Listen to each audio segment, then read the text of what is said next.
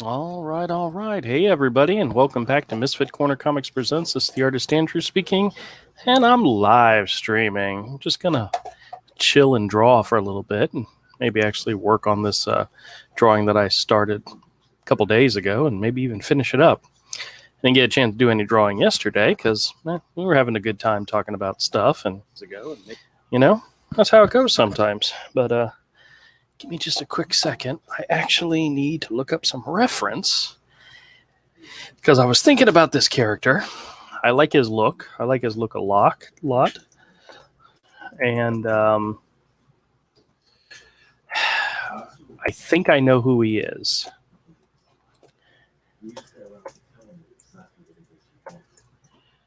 And let's see.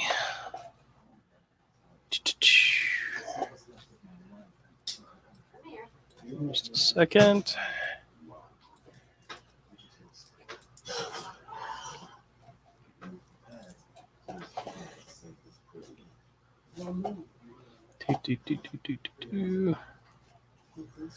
Comics, that's what I'm looking for. All right.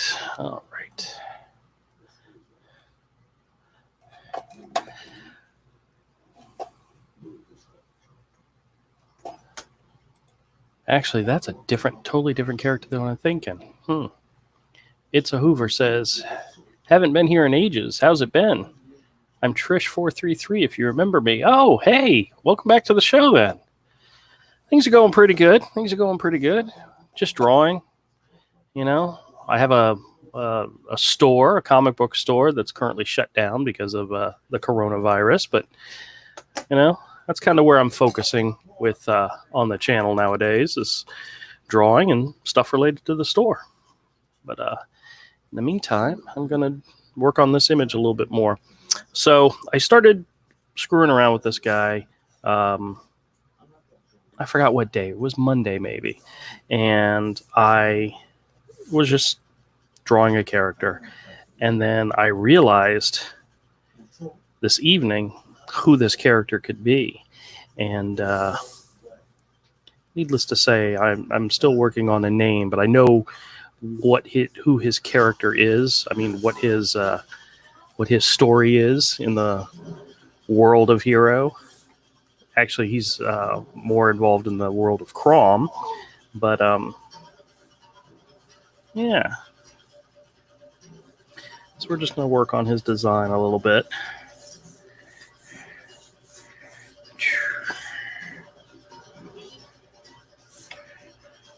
Oh, hey, Sky, how's it going? Welcome to the show.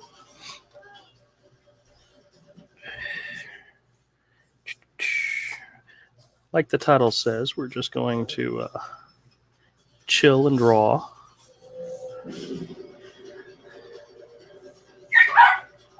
Uh-oh. Somebody's upset about something. That would be my dog. He's being a pain in the butt right now to my wife. You might be able to hear him in the background.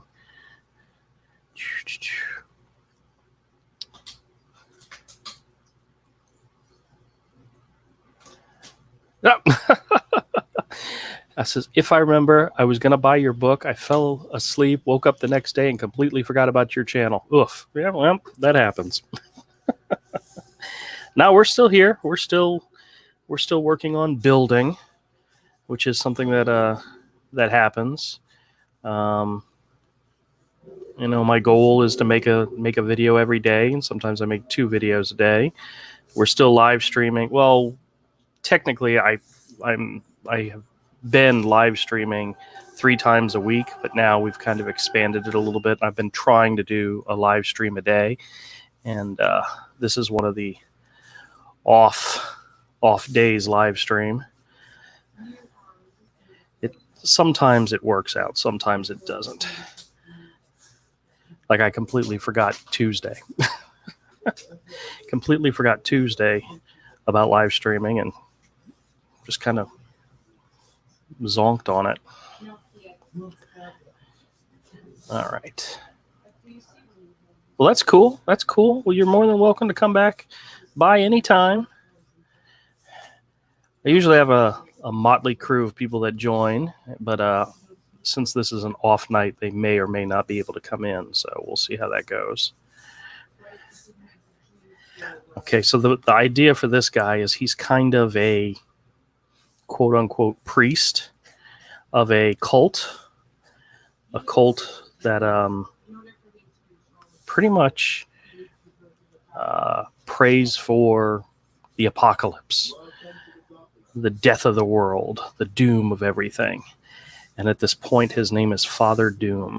But I gotta figure out something better to go with that. But he's like a cult leader who, they pretty much pray for the end of the world. You always got to have some radically bad guy. But once again, this isn't a hero bad guy. This isn't a kid-friendly bad guy. This is a Crom bad guy. And Crom is more of a I don't want to say it's adult-oriented, but it's more mature. It's more of a PG-13, not PG-13, but PG-14, whatever that classification on Netflix is, where it's not kids, but it's not, adult as well. So that's what Crom is going to be.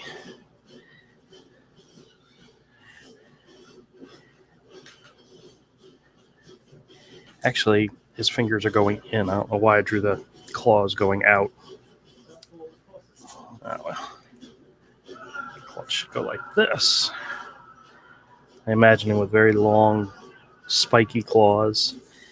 My original design for this character was he was supposed to be like a lynx. So,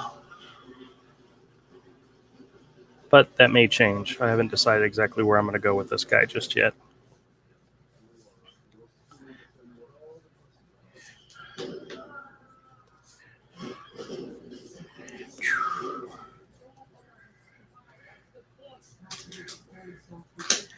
But he is going to be a formidable bad guy, I think. I think he's going to be a formidable bad guy simply because of he's got a massive amount of followers. Kind of, I guess a good example, if you were into Teen Titans, if you never got into Teen Titans, one of their bad guys was Brother Blood, who was he was a cult leader. He was bad. He was really bad. So this character will be very much like that. At least that's my intention. So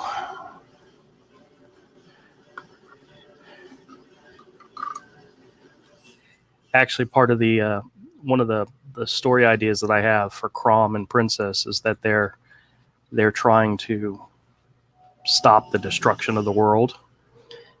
And of course, there's got to be somebody who wants the destruction of the world, and that's this. This is one of those characters.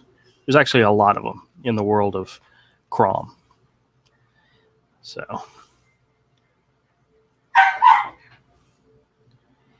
is he bald? No, he's not bald. He's got fur, but get the saggy, droopy eyes. Was Brother Blood bald? I know there was more than one version of him. I don't know if I ever saw him without his... yeah. I actually probably do have some of those early Teen Titan issues with him in it. I know there was some really great George Perez art in there and so forth. So, actually, you're right. I think he was bald. Let's see. But I always remember him for the Teen Titans, that era of Teen Titans with Robin and Starfire and Changeling and Cyborg and all them and Raven and so forth. That was a rather mature title. It wasn't a kid's title. It was more of a mature title. There was a lot of mature subjects that were covered in that comic. So, yeah, a lot of sex, drugs, and rock and roll, if I remember correctly. Heck, the whole idea of Brother Blood, the cult leader, and people willing to die for him and sacrifice for him, that was something that wasn't in your everyday comic book experience, you know?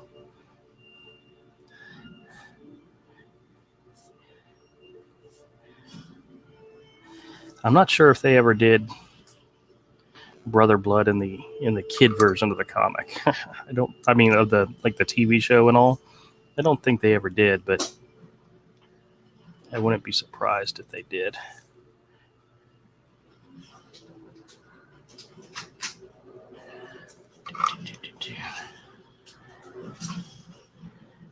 It's a really nasty looking dude.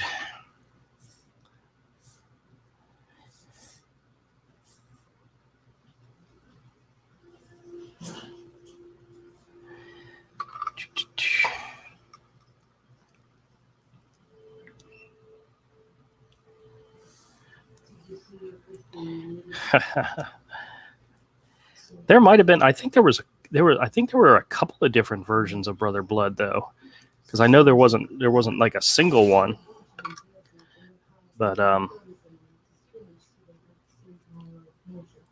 actually, I think I'm trying to remember if he was a character in the Red Hood comic. I think so. Oh, whoops! I don't want to do that. So I wanted to use the quill pen for the fur and for the character, but yeah, I don't think so. I'm busy right now. Thank you. All right. And for his costume, we'll use a straight pen. Normal straight pen.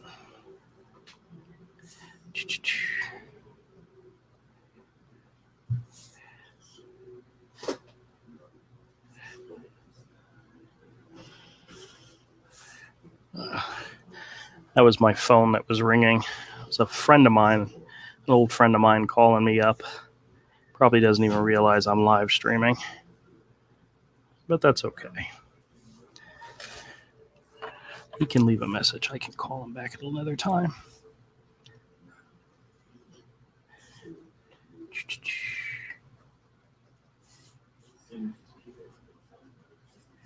All right.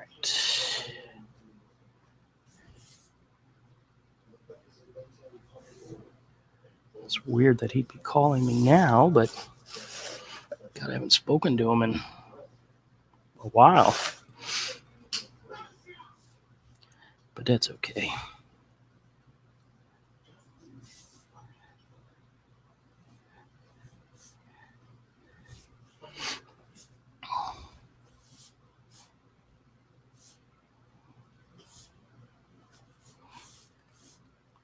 I imagine if this character was in color, it would be red and gold and so forth. So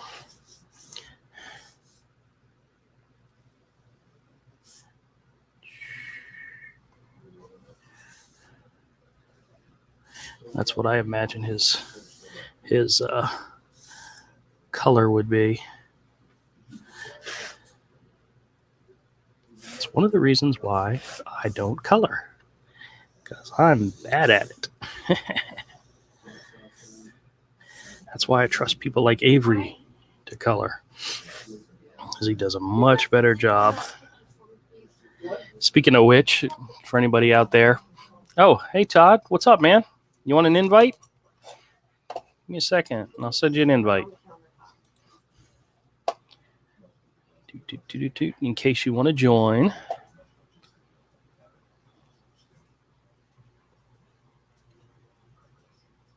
No? Okay, fine. No invite for you then. I'll just keep drawing.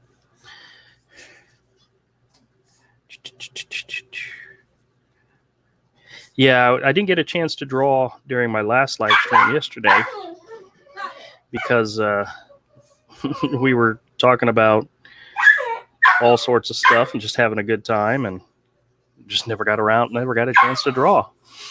But Sky says, have I ever messed up on a drawing? Pretty much every drawing I've ever done, I've messed up sometime. The one of the things you have to learn is that when you mess up, you got to try to use it to your advantage. I had a buddy of mine who had a sketchbook where he would ask people to do sketches in it. And I told him, I said, that's always a bad idea, because, you know, if they're not paying attention to what they're doing, they could like draw with a pen that'll seep through the page and it'll screw up somebody else's drawing. Well, that exact thing happened. Well, not really. Somebody drew with a thick Sharpie and it stained the page underneath horribly. And he didn't want to rip the pages out because, of course, it's a sketchbook. He wanted to keep it all nice and neat and you know, intact. And I said, well, let me see what I can do. And I ended up doing a sketch on the page that had all the ink that ran through and smeared the page, and used it as part of my drawing. And he was like, oh man, thank you so much, because I saved the page, and you can't even tell that that happened. But that's from having a lot of experience making mistakes and going with it and making it part of the drawing. I've actually done that many, many times where, you know, you'll make a mistake and sometimes it's an advantage. Like I have a double page spread of from Hero, in which I want to say it's a famous one, but what it is a double page spread and has Hero and Pudge and a bunch of turtles. And the turtles are like in this pool of water, and there's a water fountain, there's a waterfall behind them and so forth. And I was using the quill pen, and I was inking one of the turtles, and the ink just splattered like really bad in this one area. And it's like, you know, it actually works because it's so close to the waterfall that it actually looks like water splattering off of the back of the turtle. And I'm like, that's awesome. So I just kept going with it. Oh, that's all right. I sent you the invite anyway if you want to join, Todd. But if you're too tired, I mean, wimp. I'm just kidding. I understand what you mean. Yeah, I was so tired Tuesday, I didn't even live stream, and I had made a whole big thing about, you know, wanting to live stream every day, and then I go and break it on, it's like day 3, but that's all right. But that's okay. Dig the new spicy comic vibe too. Oh, okay. Well, yeah. Well, like I said, there's so much stuff going on out there. You know, it's not that we previously ignored it. We just didn't talk about it. And sometimes you need to talk about stuff, especially if it affects your livelihood and, you know, anything that's going on that affects the comic world and comic fans and comic collectors. We should be talking about it, you know? I think there's some people out there that are really, really bad for the comic book industry. And, well. So, I don't know what my son's talking about. A skillet. I guess he wants to cook something. I guess if he wants to, he's more than welcome to.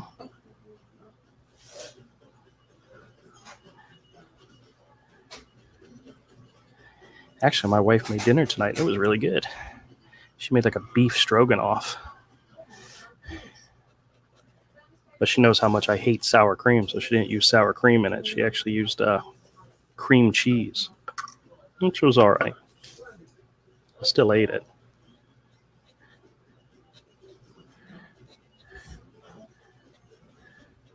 All right, so that was a little bit of a mistake there where I bunched up the ink, but you know, just spread it out a little bit more. And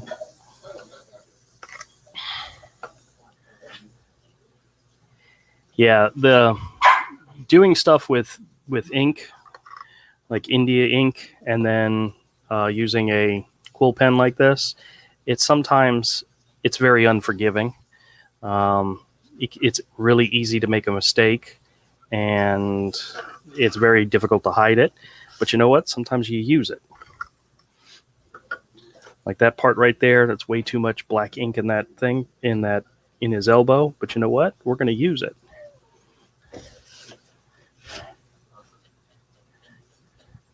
I'm going to do this, pretty much copy it over here, but give it a little bit more flair. Kind of like the basis of his elbow is darker.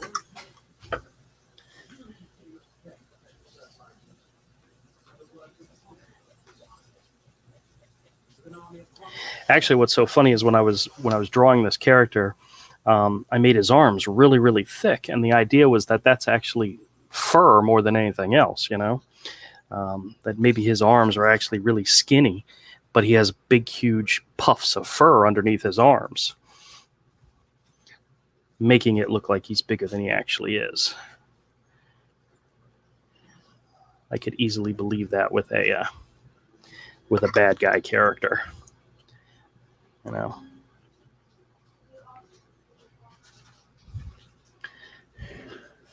right. Those claws, I want them to be really sharp, dark, and black. Just like the idea of a bad guy with long black claws.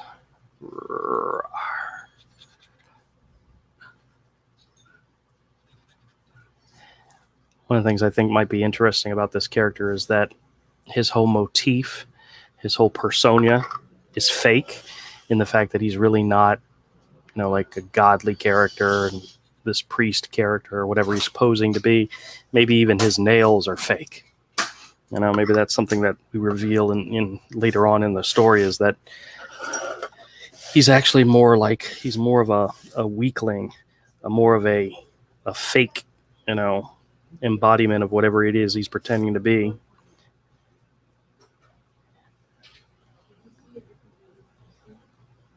That's something I may play around with if the character ever gets introduced. You never know. I still haven't decided exactly what I'm doing with Crom yet. I have the idea for the first story of him and Princess, which kind of introduces the storyline as well as some of the other main characters. But I haven't had a chance to sit down and actually work on it. It's kind of like an idea in my head. I have an idea for doing a splash page like pinup for Crom that kind of shows the characters in that story. Something I could do, in the future type of thing.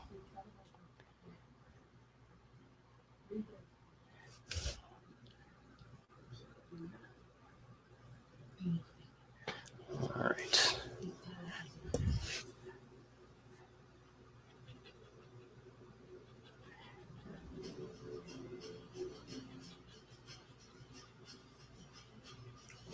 Oh, there we go. Almost, look at that. Almost stuck my hand in the ink. Ruined it.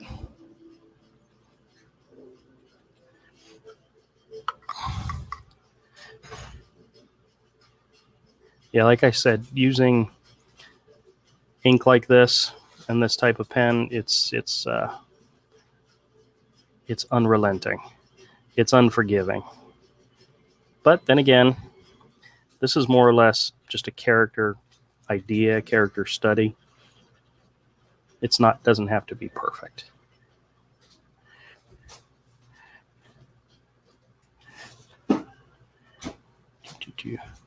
It's just me messing around,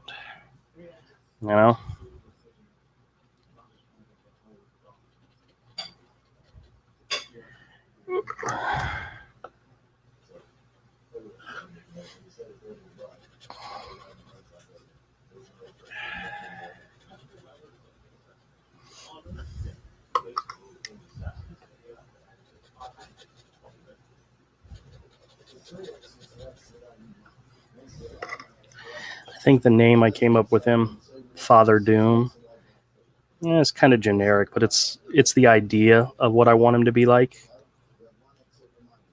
He's a quote-unquote religious figure, a cult type leader, and they worship anything that would bring about the end of the world. Meaning They are going to be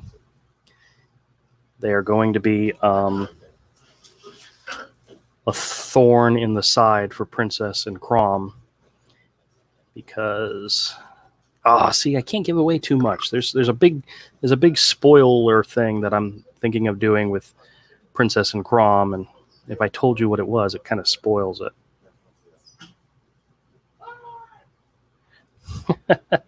Hey D, how's it going? D says, what character are you drawing, Andrew? Comicsgate Cult Gang? I hate to say it, but this is a cult leader in the world of Hero. But he's not part of Hero's story. He's definitely part of Crom's story. My idea for Crom and Princess is that they live in Hero's world, but like 100 or 200 years after Hero. So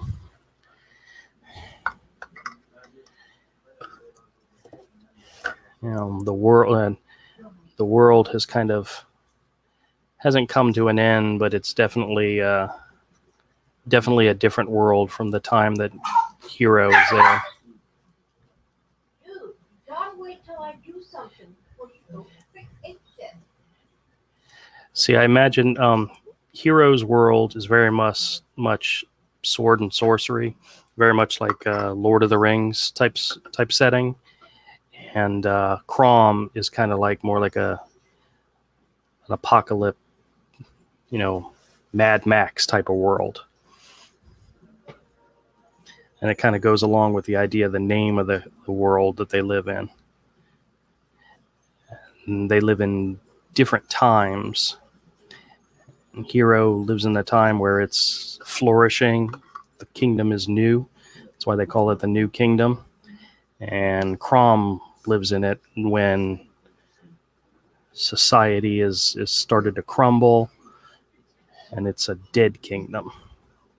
It also has to do with the idea of life, death, and rebirth, where Hero's story takes place during a time of rebirth, and Crom's story takes place during a time of destruction.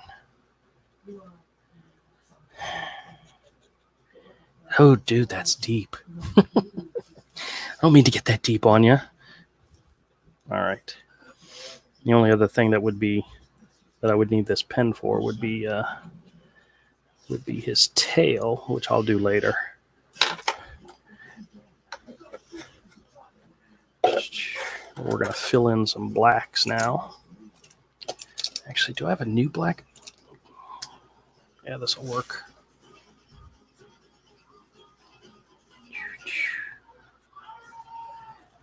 It's what we call world building, y'all.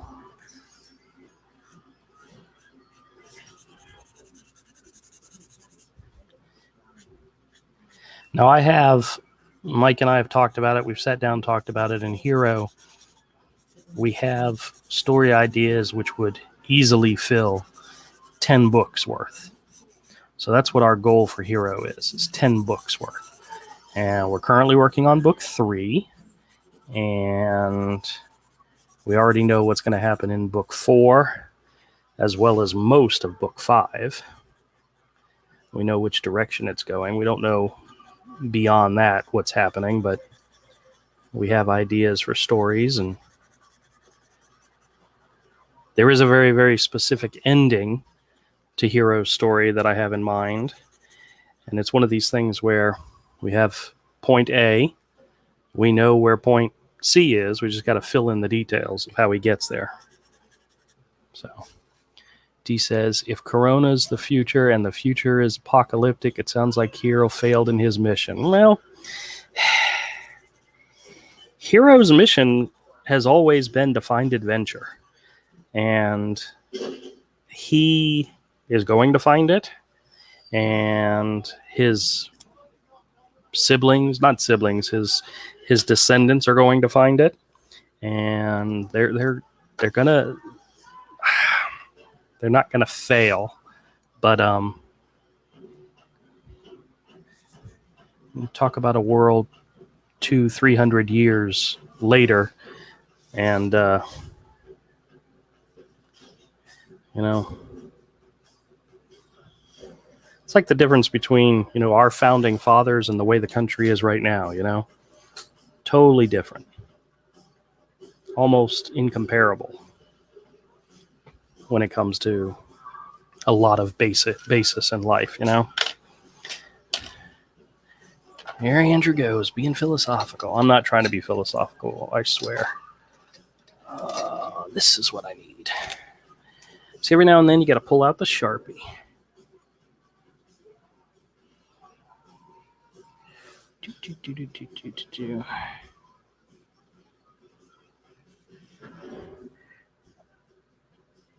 Oh, you know what? All right, so if this image was going to be colored, what I would imagine is this centerpiece here, the part that goes around his head, this would be gold. This part in here would be red. This part here would be gold. This part here would be red. This would probably be gold as well. Gold and red. And then the cape that falls down would be black. Yeah, I think that's what it would be. Yeah, I think that'd be cool. But then again, I am horrible when it comes to color. So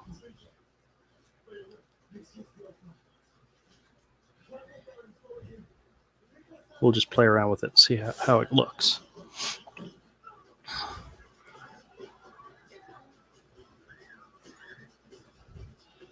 Now, like I said before, this isn't a sketch for like publication. Otherwise, I'd probably be a little bit cleaner and neater with it. Right now, I'm just, you know, screwing around. So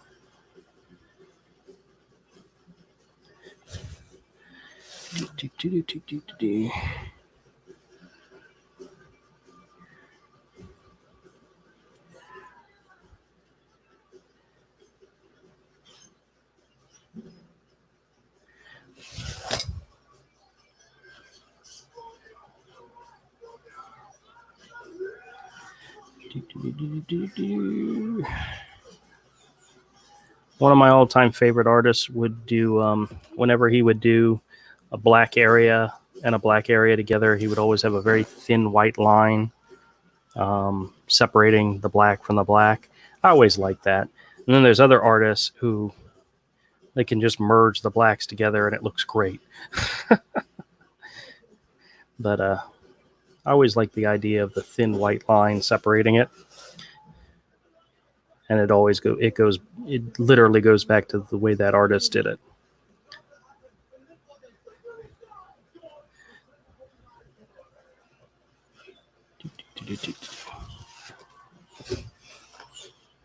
Yes, that's D says the main villain should be a snake like Conan's enemy, Thoth the Doom. That's kind of where I was going with this.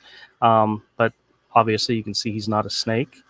But the main villain in the series, there's like an overarching villain, and has nothing to do with Conan characters, to be honest with you. But there may be some snake villains in the story eventually. I just haven't gotten that far yet. I know there's the gorilla one who's the villain for the very first story, but he's really not a major player. He's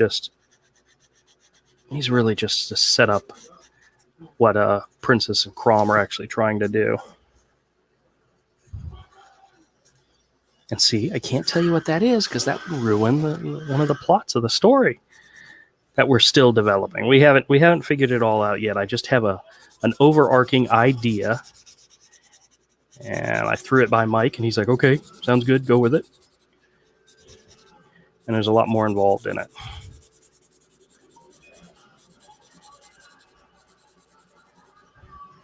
Yeah, using a Sharpie to fill in blacks is not always the best way to do that.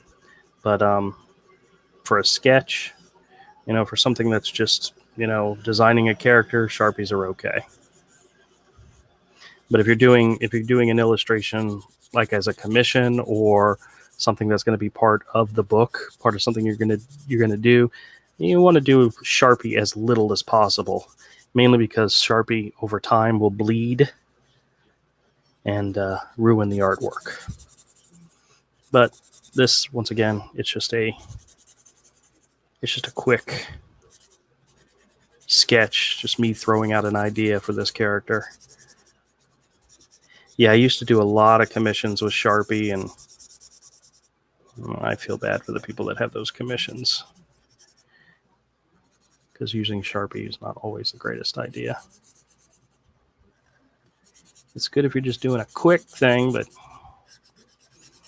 if you want your image to last long beyond you, you won't use Sharpie.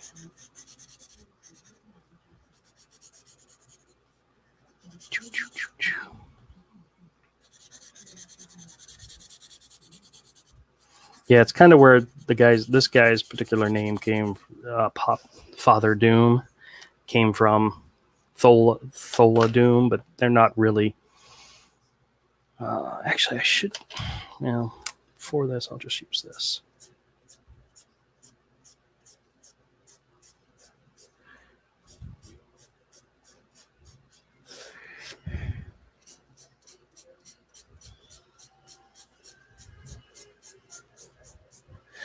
James Earl Jones in the first Conan movie. That was the character we're talking about.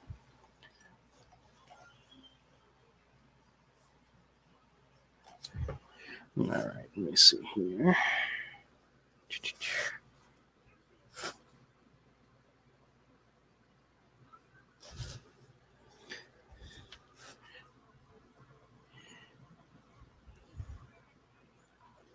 Sorry, guys, if I'm ignoring the chat. I tend to not pay attention to it while I'm drawing.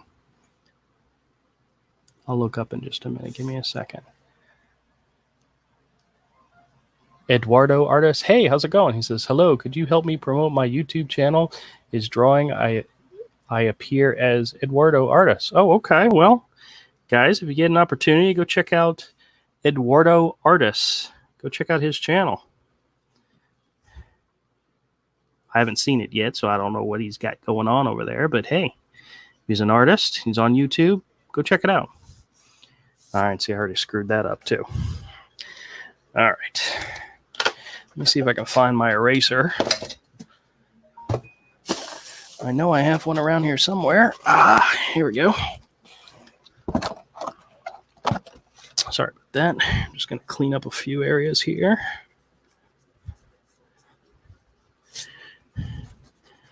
Don't have to clean it up too much, but a little bit always helps.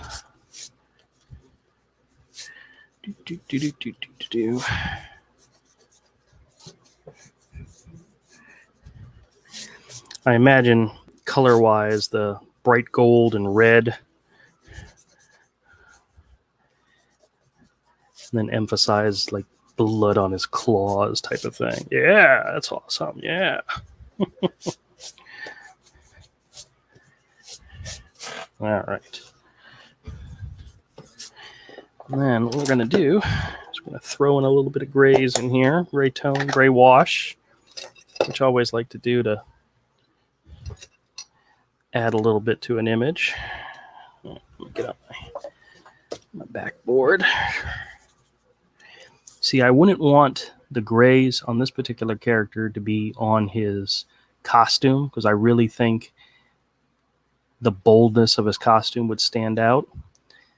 So I'm going to just add it to like his fur and face and features.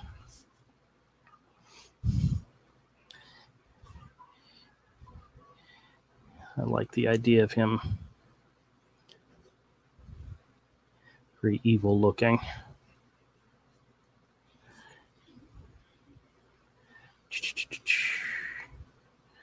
And sometimes with this wash, you just throw it down and layer it, and Hey Camille, how's it going? Just drawing and talking to myself and all you viewers out there.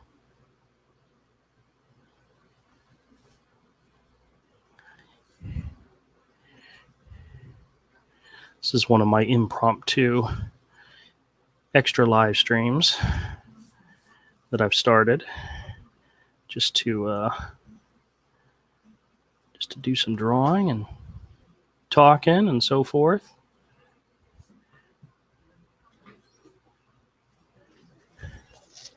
Might be kind of boring since it's just me, but if any of my regulars come in and want to come in and say hi, I'll send you an invite. I didn't want to force anybody to try to come in, so not that I actually ever do, but but to be honest with you, we're almost done with this image, so we'll wrap it up. I did want to talk about something comic-wise, but you could probably wait till tomorrow's stream. Anybody out there paying attention to what Todd McFarlane did recently? I'm sure most of y'all know about this, but he launched a Kickstarter for one of his Spawn figures, and it actually looks pretty fantastic. And last time I checked it, it was over $740 some odd $1,000. It's only on its first day. The power of crowdfunding, people. It's real.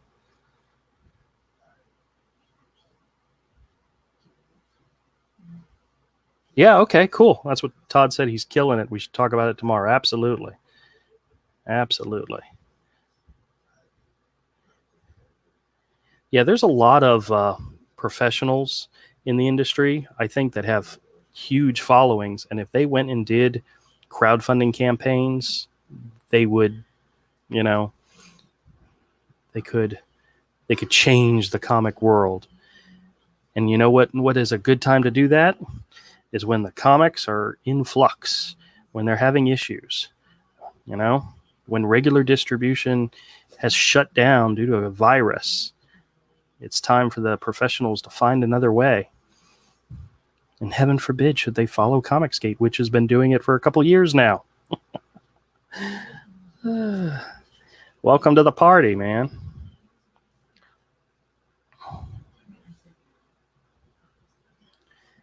A little late, but everybody's free to join.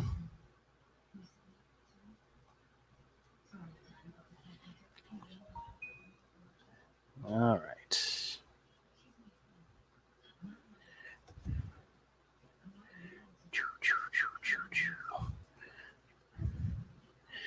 All right. The only thing left on this one, I'll fill in some of this really quick. Some light gray. Oops.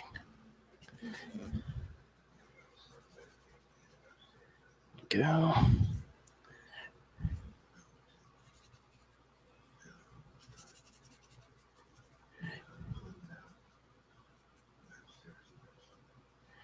Yeah, I definitely want to make him stand out against his costume. I kind of like that idea. We're going to add a little bit of detail. Oh, I totally forgot about his hands. And his tail. Well, like I said, I was going to do his tail separately anyway, so it's not a big deal.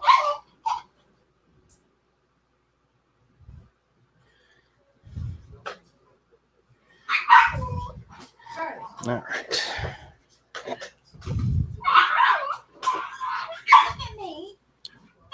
Sometimes with the wash, the gray wash, even when you screw up, it actually turns out pretty cool. All right. Now, one last thing. We're going to do his tail real quick. And then we'll wrap it up. You were at the hospital at the beginning of the outbreak? Dang, D. Aren't you glad you didn't wake up and the world was a zombie world? Because that could have happened. He says when I got out, it felt like 28 days later. It felt like the Sandra Bullock movie? Ha ha ha ha ha ha. See, that's just a joke. That's a joke. I know what you're talking about. I was just joking. For those of you who don't know what we're talking about, Danny Boyle did a zombie movie called 28 Days Later which actually had a very similar beginning to The Walking Dead, in which the main character goes into the hospital. And when he wakes up, the zombie apocalypse has happened. And Sandra Bullock did a movie about going to rehab called 28 Days. And so that's an easy joke when somebody mentions the zombie apocalypse movie 28 Days Later, which I remember was okay. There were parts of it I didn't really like. I mean, zombies that run very, very fast, that kind of scares the poop out of me. But, you know, it was a different kind of zombie movie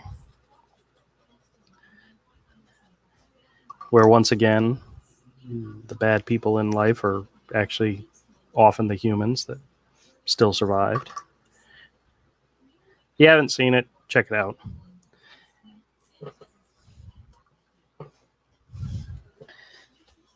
Sky says that's what I think is going to happen.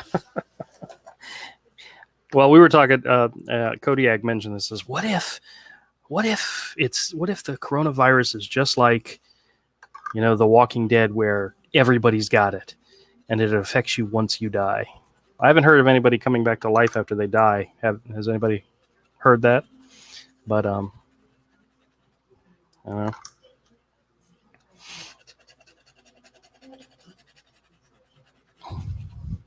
Yeah, I think it's funny. I've made the argument before. I says it'll be the nerds and the geeks and the fanboys that will be prepared for a zombie apocalypse, because we've been reading and watching and learning about this type of stuff for a long, long time. And it'll be the normies that don't know anything about it that are going to freak out. Where we're like, okay, I know what to do next. It's like our own little guide to the zombie apocalypse. We were there from the beginning. I don't know if anybody out there follows Kelsey Shannon. He put out a new a video, which was actually pretty funny. But at the very end of the video, he says, "What? I'm working." Because everybody's wondering where's he at. But he took some clips from World War Z in there. I thought that was pretty funny. Kind of. D says, "Thank God I'm a supporter of the Second Amendment." Amen, brother. Yeah, I told Avery, I said, if the zombie apocalypse starts, can I come to you and will you protect me? And he's like, no. Yeah, whatever. That's friends for you.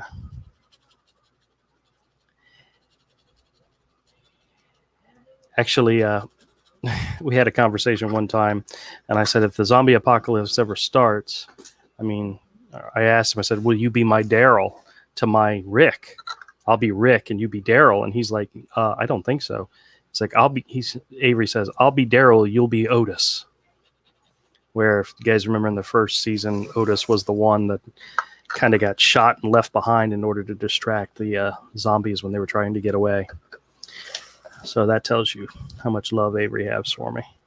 He would use me as an Otis.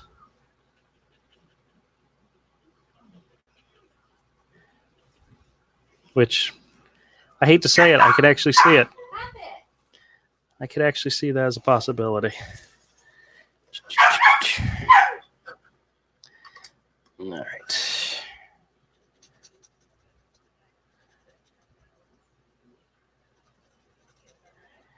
All right. I'm going to let that ink dry a little bit before I add the wash to it. But, yeah, this is coming along. I like this. I like this character a lot. I don't know what my dog is freaking out about, but he is. D says, Kelsey's still alive? Yes. He put out a video. And at the end, it's like a 2 or 3 minute video. At the very end, he gets in the camera and he says, what? I've been working. For anybody out there who knows Kelsey and what's been going on, he's been missing in action, but turns out he's just working. Which, you know what? That's something we all got to do sometime, right?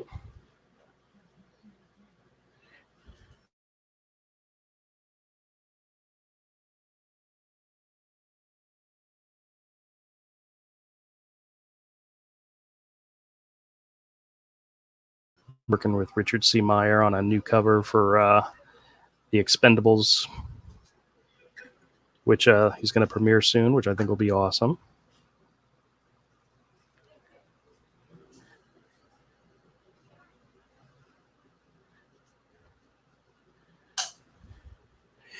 All right. Kind of did that a little too dark, but that's okay. That's what we got napkins for. Take a napkin, lay it down, soak up. There we go. Soak up some of the additional ink. There you go. Not too bad. Not too bad. Yeah, a little darker than I wanted it to be, but that's okay. All right. Well, there's a few little bumps and bruises I gotta fix. Got some ink on an area I want to keep white. We'll just use a little whiteout pen. If you guys don't have these things, you're an artist, you need to definitely check them out. You need to definitely have them on hand. They are lifesavers. They're also a good tool for actually, not only are they good for cleaning up, but you can use them to actually do some kind of effects. I used to do a lot of star effects with them, and dots in the black type of thing. Avery has 762 in his screen name. I imagine he has a lot of protection. Oh, yeah. Yep, he's good. He's definitely good.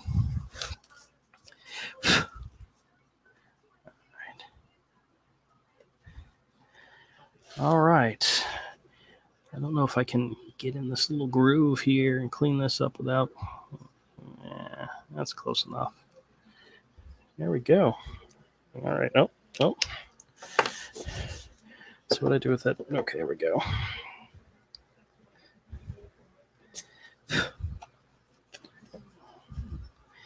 Actually, I wish I had some color. I'd actually do add a little color to this, but yeah, it's probably best I don't. But yeah, here you go. Here's this character. So like I said, I started this one on Monday, kind of not knowing where I was going. I was just playing around with the face. I started to give him droopy bags under his eyes, so immediately I knew he was a bad guy. Then I started doing the body, and I wanted to make him thin but look like he was thick, like he had a lot of fur on him. Hey, Nightwalk Warrior, how's it going? Hey, Humphrey Bear, how's it going? So that's why his arms look so huge, is because actually it's mostly just fur. It's fur to make him look big. Then I started thinking about making him a villain, and I like the idea of a cult leader type person, and I think that's what he's going to end up being. Exactly where he's going to fit into the world, when's he going to show up, that kind of thing, have no idea, but it's one of these ideas where I got this character, I think he looks cool, let's put him aside and maybe use him in the future. I do have an idea for a splash page to do with him, like a pinup page to do with him, but mostly it'll be him like in the background, like a background character, an ominous vision in the background, and then you have Crom and Princess in the foreground and so forth. Maybe Crom's fighting one of his acolytes or something like that, but we'll figure it out. Nightwalk Warrior says, how's your comic shop? It's still there. I haven't been there all week, but they still have a lockdown in the city. Only businesses, essential businesses, are allowed to be open. The flea market itself is open, but they're kind of, anybody who's non-essential has to be shut down. And so I haven't had the store open. Technically, this will be the fourth weekend. I did open it up the first weekend, but I was only open for a few minutes. The second weekend I got to be open, but I didn't get very many customers at all. Last weekend it was completely closed, and as far as I know, this weekend is also going to be completely closed. But we're still bringing in new comics. We're still bringing in new product. So when we finally do open up, we're going to have a nice big sale, and we're going to have some fun. And we may do some more drawing as well. Oh, Kelsey just put up a video. Is this thing on? Is the title of the video. That's funny. I'm glad to see at least he's still alive. But, all right. Well, here's the thing. This was just me tonight, and I appreciate everybody who came by to check out me just drawing and chit-chatting and talking. New character, like him a lot. We'll see if we can incorporate him into something in the future, and you never know. But we're going to do a regular show tomorrow. Going to probably draw, talk comics, and as I mentioned before, we're definitely going to talk about Todd McFarlane doing a Kickstarter for his Spawn thing, which is actually pretty cool. Are you going to draw another character now? No, probably not, but I'll probably start something new tomorrow. So, well, guys, I appreciate everybody coming by and checking out the stream. The regular streams are Monday, Wednesday, and Friday at 8 o'clock. Usually go for an hour, maybe a little bit more. I usually have guests on. We chit chat, talk, and just have a good time. But I've been doing this every night streaming, or trying to, because there's a lot of cool stuff going on, and sometimes you just want to talk about it. But I appreciate y'all coming by, and have a good night, and I'll see you here tomorrow if you're able to come by. Later, everybody.